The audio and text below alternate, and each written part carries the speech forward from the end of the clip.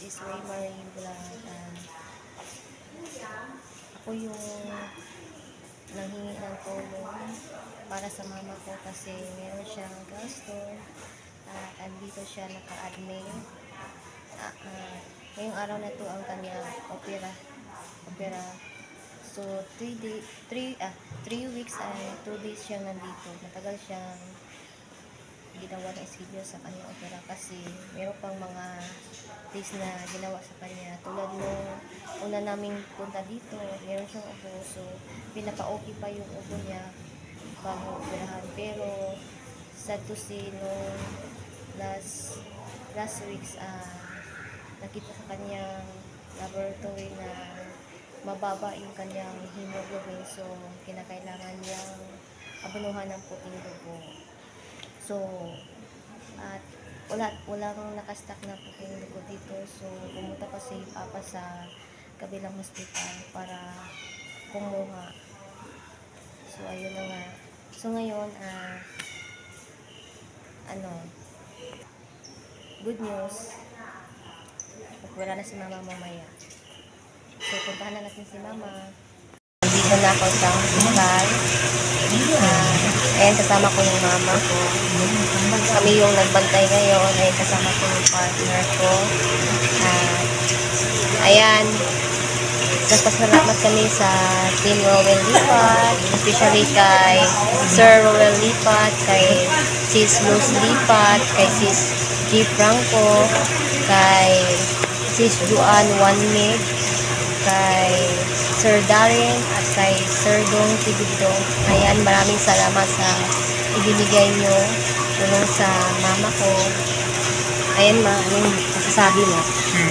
Maraming salamat po sa tumutulong sa akin. Yan. Salamat po. Ayan, maraming salamat. Ayan, laking tulong na po yan sa aking mama. Tapos, ayan guys, bukas na po yung kanyang operasyon. Ayan, ano na siya ngayon dito, 3 weeks and 2 days. Matagal siyang ginawa ng schedule para sa operasyon guys kasi mayroon pang ginawa sa kanya na mga laboratory para pag nag-opera na, okay na, wala nang kasi bawal kasi pag meron siyang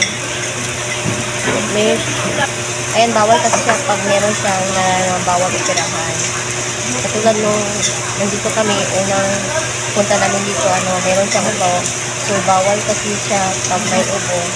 Kaya, ayan, wait pa ng doktor kung okay na siya, wala na yung ubo. Tapos yung Wednesday guys, ayan, nakita sa kanyang laboratory na mababa yung kanyang hemoglobin. Kaya, ayan, napunta si Papa sa kabilang hospital kasi kailangan abunuhan siya ng puting dugo. Tapos nabusan sila. So, kung sila humingi. Ayan guys. Okay, thank you so much. Hello guys, good morning. As of today, 6:31. Ayan, nakabilis na si Mother. Tapos, nag-change na siya ng Dextrose, yung mahaba. Tapos, start noong 12 p.m. Hindi na siya pinapakain, bawal na kumain, bawal na uminom.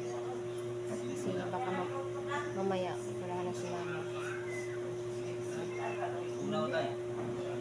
Tapos mamayang 7 p.m. may gate or 8. Punta ako sa lane. Kuhan ako ng gun. Hello guys, ayan, nandito ako sa bahay namin. Umuwi kami saglit ng partner ko kasi meron siyang inasikaso sa kanya. Ayan, yung payaw niya. Ayan, alam niya ng mangingisda kung ano ang payaw. Pagkatapos niyan guys, pupunta kami sa Osami City, malapit sa Bilida Hospital. Parang katapat lang yan. Yan yung sabi ni Papa nung pumunta sila. Kaso kahapon kasi nagpunta sila, close yung, parang clinic ata yung sinabi ni Papa, close yung clinic. So ngayon kami yung pupunta ng partner ko.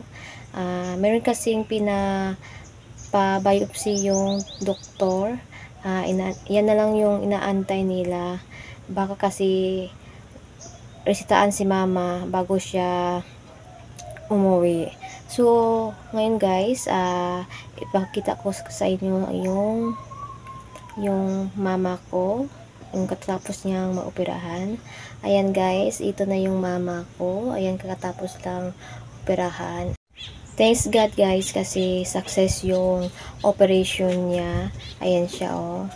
Hindi pa siya makakilos at bawal siyang kumain at uminom. So kagabi nilagyan na siya ng binder, pwede na siyang tumagilid guys. Ayan, thank you sa inyo rin sa inyong tulong.